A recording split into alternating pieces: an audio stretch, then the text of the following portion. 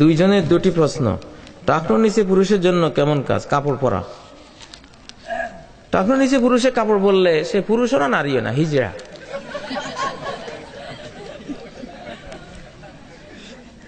আর যে মহিলা টাকনোর উপরে পড়ে সে মহিলাও না, পুরুষ না, সে আরেক হিজড়া। এবং এই কৃত্রিম হিজড়ার উপরে, আর্টিফিশিয়াল হিজড়ার উপরে আল্লাহ লানত।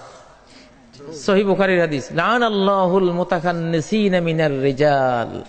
পুরুষের মধ্যে যেগুলি হিজড়া হয়, টাকনোর নিচে কাপড়, আবার স্বর্ণের অলংকার পরে, দুল পরে, আবার কেমন কেমন করে হাটে স্নো পাউডার মুখে দেয়, বুঝেন না, মেকআপ পরে, এগুলির উপরে আল্লাহ লানত। এগুলি হিজড়া।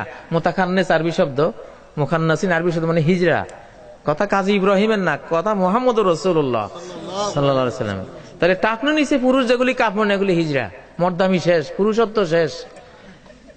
এই জাতীয় পুরুষের এই স্ত্রীগুলি পলায়, এদেরকে ছাড়ি চলে যায়। আমেরিকার হেলথ সেন্টারগুলিতে লেখা আছে যে পুরুষরা টাকনোর নিচে কাপড় পরবেন না, তাহলে যৌন হরমোন নষ্ট হয়ে যাবে। পায়ের গোড়ালির নিচে টেস্টোস্টেরন, পুরুষের যৌবনের যে হরমোনটা থাকে, এটা ওখানে থাকে বিপুল পরিমাণে। ওটা সবসময় ঢেকে রাখলে ওইটা নষ্ট হয়ে যায়, ওটা আলো বাতাস লাগে। কথা বুঝছেন? আচ্ছা, আর মহিলাগুলির মধ্যে যেগুলি টাকনোর উপরে পড়ে, এগুলি হিজড়া। লানাল্লাহুল মুতাখান্নিসা মুতারাজ্জিলাতি মিনান নিসা। নারীদের মধ্যে যেগুলি মর্দা মর্দা ভাব, এগুলির উপরে আল্লাহর গজব। এগুলির উপরে কি? আল্লাহর গজব। নবীজি গজব দিয়ে গেছেন, লানত দিয়ে গেছেন। অতএব এগুলি চলবে না, এগুলির অনেক ক্ষতি আছে। সময় নাই, এই সব প্রশ্ন ব্যাখ্যা করতে গেলে রাত শেষ হয়ে যাবে। আল্লাহু আল্লাহু ইয়া রাব্বি ইয়া আল্লাহ, আল্লাহু ইয়া রাব্বি ইয়া আল্লাহ। লা